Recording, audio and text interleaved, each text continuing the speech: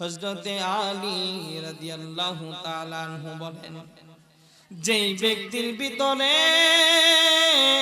পাঁচটা নিয়ামত দেখা যায়, যার ভিতরে পাঁচটা নিয়ামত রয়েছে, আল্লাহ পাক রব্বুল আলামিন যাকে পাঁচটা নিয়ামত দিয়েছেন, সে দুনিয়ার অনেক নিয়ামত পাওয়া গেল।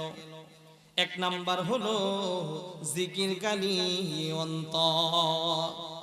যদি আপনাকে আল্লাহ জিকিরকারী অন্তর দেয়, তাহলে আপনার দিলটা, অর্থাৎ আপনি আল্লাহর শুকরিয়া আদায়ের বিষয়ের ভিতরে, আল্লাহর নিয়ামতের ভিতরে অনেক বড় একটা নিয়ামত পেয়ে গেছে। দুই নাম্বার হলো শুকরকারী জবান। যে ব্যক্তি শুকর করবে, শুকরিয়া আদায় করবে, যে ব্যক্তির শুকরকারী জবান রয়েছে, হযরতে আলী বলে ওই লোকটাও আল্লাহর নিয়ামত পাইছে। তিন নাম্বার হলো কষ্ট সহ্য করা দেহ। চার নাম্বার হলো নেককার স্ত্রী ও পাঁচ নাম্বার হলো শারীরিক সুস্থতা।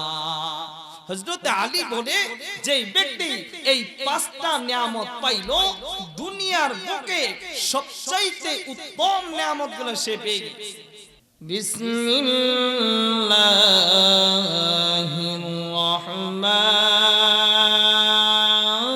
রাহমানির রাহিম। আল্লাযী খালাকাল মাউতা ওয়াল হায়াতা লিয়াবলুয়াকুম আইয়ুকুম আহসানু আমালা। وقال رسول الله صلى الله عليه وسلم تواضعوا لمن تتعلمون منه أو كما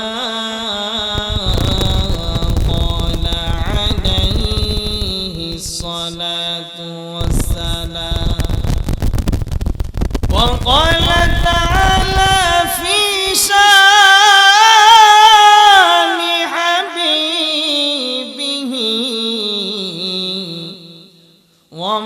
ومحبوبه ومعشوقه مخبرا. اللهم صل على محمد وعلى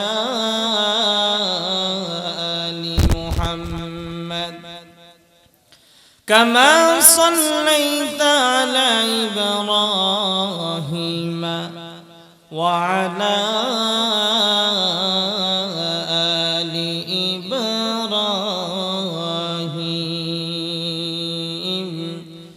إنك حميد مجيد. আলহামদুলিল্লাহ। ভুবনগড় মদিনাতুল উলুম আল ইসলামিয়া মাদ্রাসা হাফেজ ছাত্রদের দস্তরবন্দি উপলক্ষে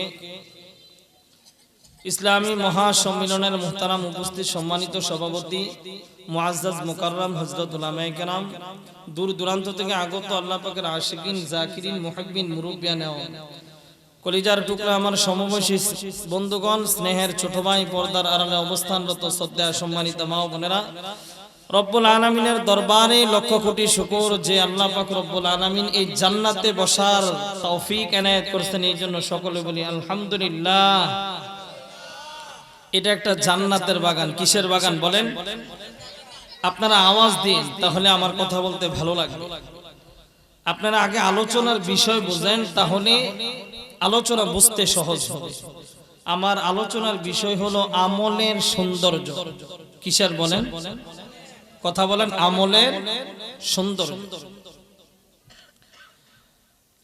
আল্লাহ পাক রব্বুল আলামিন কুরআনুল কারিমে স্পষ্টভাবে জানাই দেন, আল্লাযী খালাকাল মাউতা ওয়াল হায়াতা লিয়াবলুয়াকুম আইয়ুকুম আহসানু আহসানু আমালা।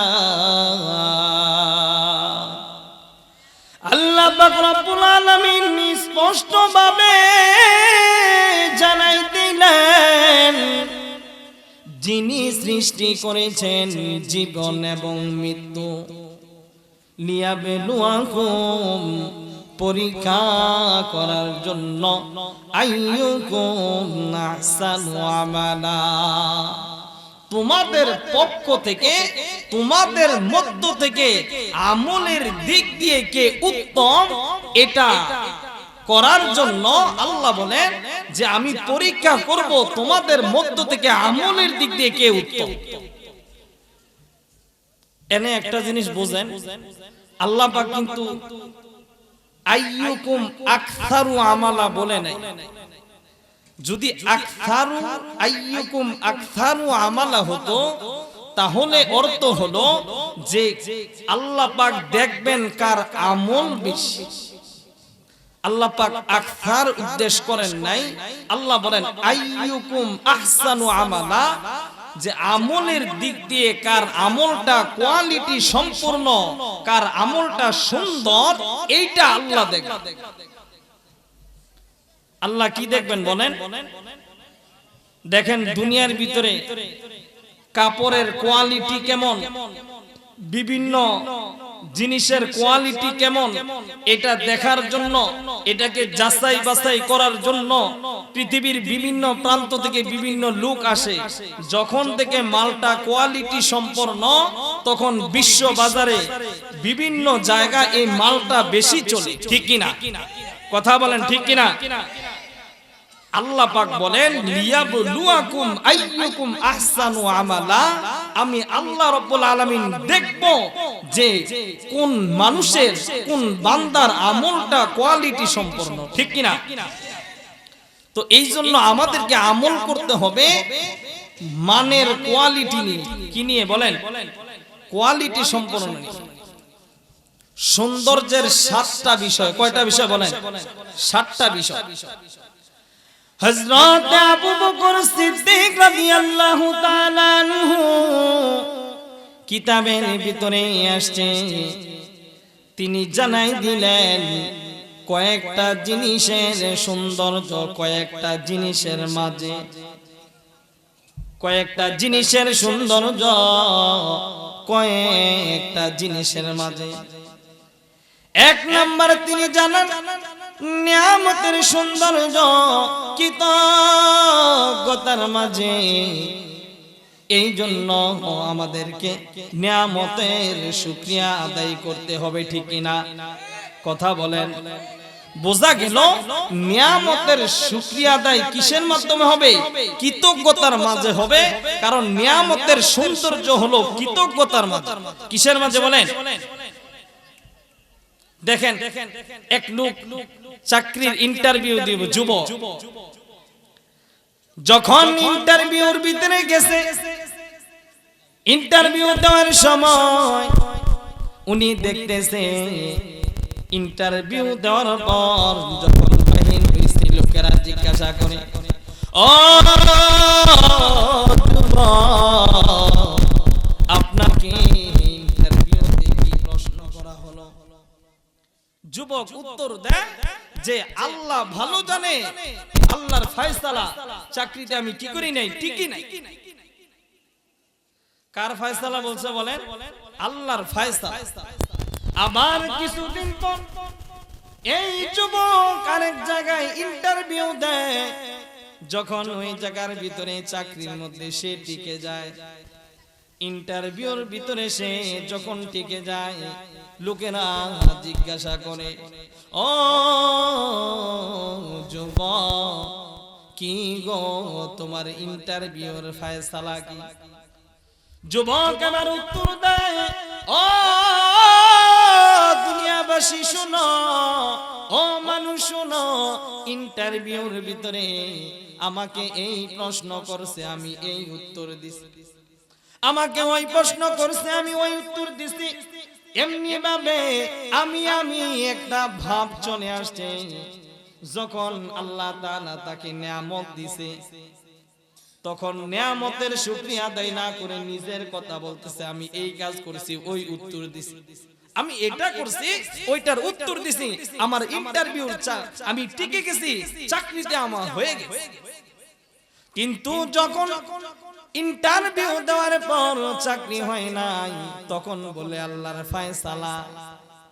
আর যখন ইন্টারভিউ টিকে গেছে, আল্লাহর নিয়ামত পেয়ে গেছে, মুসলমান তখন নাশুকরিয়া আদায় করার শুরু করছে। কি শুরু হয়েছে? নাশুকরিয়া শুরু হয়ে গেছে। কারণ আমাদের কাজই হলো আমরা অকৃতজ্ঞ মুসলমান, অর্থাৎ মানুষ বলতেই অকৃতজ্ঞ। এই জন্য এক নাম্বার নিয়ামতের সৌন্দর্য কৃতজ্ঞতার মাঝে। হযরতে আলী রাদিয়াল্লাহু তাআলা আনহু বলেন, যেই ব্যক্তির ভিতরে পাঁচটা নিয়ামত দেখা যায়, যার ভিতরে পাঁচটা নিয়ামত রয়েছে, আল্লাহ পাক রব্বুল আলামিন যাকে পাঁচটা নিয়ামত দিয়েছেন, সে দুনিয়ার অনেক নিয়ামত পাওয়া গেল। এক নাম্বার হলো জিকিরকারী অন্তর। যদি আপনাকে আল্লাহ জিকিরকারী অন্তর দেয়, তাহলে আপনার দিলটা, অর্থাৎ আপনি আল্লাহর শুকরিয়া আদায়ের বিষয়ের ভিতরে, আল্লাহর নিয়ামতের ভিতরে অনেক বড় একটা নিয়ামত পেয়ে গেছে। দুই নাম্বার হলো শুকরকারী জবান। যে ব্যক্তি শুকর করবে, শুকরিয়া আদায় করবে, যে ব্যক্তির শুকরকারী জবান রয়েছে, হযরতে আলী বলে ওই লোকটাও আল্লাহর নিয়ামত পাইছে। তিন নাম্বার হলো কষ্ট সহ্য করা দেহ। চার নাম্বার হলো নেককার স্ত্রী ও পাঁচ নাম্বার হলো শারীরিক সুস্থতা। হযরত আলী বলে, যে ব্যক্তি এই পাঁচটা নিয়ামত পাইলো, দুনিয়ার বুকে সবচাইতে উত্তম নিয়ামতগুলো সে পেয়ে গেছে। দুই নাম্বার শুনেন, বিপদের অনেক গুণের ভিতরে, অনেক কিছুর ভিতরে, অনেক সৌন্দর্যের ভিতরে দুই নাম্বার সৌন্দর্য হলো বিপদের সৌন্দর্য। ধৈর্য ধরা। কি ধরা বলেন? বিপদের সৌন্দর্য হলো যখনই আপনার সামনে বিপদ আসবে, তখন আপনি ধৈর্য ধারণ করবেন। কি করবেন বলেন? আওয়াজ দিয়ে বলেন, কি করবেন? ধৈর্য ধারণ করবেন। এখন যদি আপনি বিপদে ধৈর্য ধারণ না করেন, কি করলেন না, ধৈর্য ধারণ করলেন না, তাহলে কি হবে? বিপদ আসার কারণে আল্লাহর পক্ষ থেকে যে একটা সওয়াব আপনি পাইতেন, এই অধৈর্য হওয়ার কারণে সওয়াবটা আপনি পানও নাই, আপনার বিপদও দূর হয় নাই, মাঝখান থেকে আপনি অধৈর্য হয়ে নিজেকে খারাপের দিকে নিয়ে গেলেন। এই জন্য আল্লাহর ওলি বলে, আল্লাহর ওলি ডাক দিয়া বলে, ও দুনিয়ার মানুষ শুনে রাখো, যখন তোমার সামনে বিপদ আসবে, যখন তোমার সামনে রব্বুল আলামিনের পক্ষ থেকে বিপদ আসে রে, ওই সময়টা তুমি ধৈর্য ধারণ করো। অথবা তিন নাম্বার দিন থেকে তুমি যা কিছু করতা তাই করো, তাহলে তোমার জীবনে কল্যাণ নেমে আসবে, জীবনটা হবে সুন্দর, কবরটা হবে জান্নাত। এই জন্য আমাদের কাজ হলো যখনই বিপদ আসবে আমরা ধৈর্য ধারণ করব। কি করব বলেন? এই আওয়াজ দিয়া বলেন, কি করব? আমরা ধৈর্য ধারণ করব। কেমন ধৈর্য? বাহাদুর শাহ জাফর, নাম কি বলেন? বাহাদুর শাহ জাফর রহমাতুল্লাহি আলাইহি, ইংরেজরা ওনারে আটক করছে। কারা? কথা বলেন, কারা আটক করছে? ইংরেজরা আটক কইরা সাইরা কয়, আপনারা আমরা আনছি মেহমানদারি করার জন্য। কি করার জন্য? এই কথা বলেন, কি করার জন্য? আপনারা আনছি আমরা মেহমানদারি করার জন্য, এখন আপনার সামনে মেহমানদারি করা হবে। তো মেহমানদারি কি? ওনার সামনে বিভিন্ন ফল মূল দিয়া রাখছে, আর বিভিন্ন বক্সের ভিতরে কি যেন রেখে কিতাবের ভিতরে আসছে। ওই বক্সের ভিতরে ওনার 12 জন ছেলে ছিল। 12 জনের এক একজনের মাথা কেটে কেটে প্রত্যেকটা বক্সের ভিতরে রেখে দিয়েছে। বাবা মুরব্বী মানুষ, ওনাকে আটক করা হয়েছে। ডাক দিয়া বলে, ও মুরব্বি, আপনার জন্য আমাদের পক্ষ হইতে মেহমানদারি আছে। আপনি এক একটা পাঠ খুলেন আর আপনার যেই মেহমানদারি আছে ওইটা দেখতে থাকেন। বাবা প্রথম নাম্বার যখনই বক্স উল্টাইছে দেখতেছে যে প্রথম সন্তানের লাশের মাথা এই বক্সের ভিতরে রাখা আছে। এমনি ভাবে 12 জন সন্তানের মাথা 12টা বক্সের ভিতরে রাখানো হয়েছে। বুঝানোর উদ্দেশ্য হলো, বন্ধু তুমি আর আমি এর চাইতে বিপদে পড়ি নাই যে 12 জন ছেলেকে হত্যা করা হয়েছে। কয়জন ছেলে বলেন? আল্লাহ পাক রব্বুল আলামিনের সামনে প্রত্যেকদিন বিপদ আপদ আল্লাহর সামনে যায় হাত নত করে বলে, ও রব্বুল আলামিন, আজকে আমরা আপনার কোন বান্দাদের সামনে যাব? ও মালিক, আজকে আমরা কার সামনে যাব, কার কাছে যাব? আল্লাহ পাক রব্বুল আলামিন জানাই দিলেন, আমার যে সমস্ত নাফরমান বান্দা রয়েছে, আমার যে সমস্ত খারাপ বান্দা রয়েছে তাদের কাছে যাও, আর সুখ শান্তি প্রত্যেক দিন আল্লাহর সামনে হাঁটু গেড়ে বসে আর ডাক দিয়ে বলে, ও মালিক, আজকে আমরা কার কাছে যাব? আল্লাহ পাক রব্বুল আলামিন ওয়াদার করে, ও সুখ শান্তি আমার যে সমস্ত বান্দারা আমি রব্বুল আলামিন কে বেশি বেশি মানে তাদের কাছে তোমরা যাও। বোঝা গেল আল্লাহ পাক রব্বুল আলামিন যারা আল্লাহর পথে চলে, আল্লাহর মতে চলে, তাদের উপরে বেশি কষ্ট আসে যেন তারা এই আমল করে নিজেকে জান্নাতের উপযুক্ত করতে পারে। ঠিক কিনা? এই কথা বলেন, ঠিক কিনা? আমাদের সামনে এই জান্নাতে যাওয়ার বেশি বেশি আমল করার একটা মাস আসতেছে কিনা বলেন? আওয়াজ করে বলেন, একটা মাস আসতেছে না? কি এটা? কথা বলেন কি? এই জন্য কবি বলেন, রমজানের ডাক এসেছে, ঘুমিয়ে আর থেকো না, জেগে উঠো আলোর দিকে, খোদার কাছে চাও পানা। ঠিক কিনা? আওয়াজ দিয়ে বলেন, ঠিক কিনা? রমজানের ডাক এসেছে, ঘুমিয়ে আর থেকো না,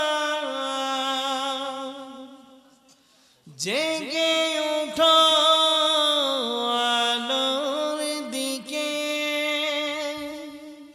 খোদার কাছে চাও পানা। রমজানের ডাক এসেছে। ঠিক কিনা? আওয়াজ দিয়ে বলেন। তো বোঝা গেল এই আমলের সৌন্দর্যের 3 নাম্বার হলো এলেমের সৌন্দর্য সহনশীলতার মাঝে। কার মাঝে? কথা বলেন। এলেমের সৌন্দর্য সহনশীলতার মাঝে। 4 নাম্বার হলো তালিবে এলেমের সৌন্দর্য বিনয়ের মাঝে। কিসের মাঝে? এই কথা বলেন, কিসের মাঝে? এলেম এমন একটা জিনিস, আল্লাহর রাসূল সাল্লাল্লাহু আলাইহি ওয়াসাল্লাম বলেন, তাআযাউ লিমান তাতাআল্লামুনা মিন, উস্তাদের কাছে তোমরা যতই বিনয়ী হবা, উস্তাদের পক্ষ থেকে তোমাদের কাছে এলেম তত বেশি যাবে। কারণ এলেম হলো পানির মতো। কিসের মতো? কথা বলেন, এলেম কিসের মতো? এলেম হলো পানির মতো। পানি ওই জায়গায় যায় যেখানে নিচু। এই জন্য ওলামায়ে কেরাম বলেন, যে ছাত্র উস্তাদের কাছে নত হবে, নিচু হবে, এলেমও উস্তাদের পক্ষ থেকে তার কাছে বেশি যাবে। এই জন্য আমাদের কাজ হলো আমরা নত হব।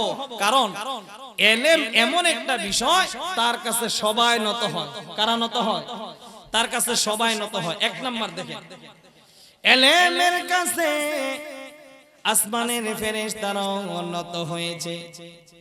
আল্লাহ পাক রব্বুল আলামিন যখন আসমানের ফেরেশতাদের সামনে আদম আলাইহিস সালাতু ওয়াস সালামকে সিজদা করার কথা বললেন, ফেরেশতারা সিজদা করছেন, কারণ হলো ইলমের কারণে।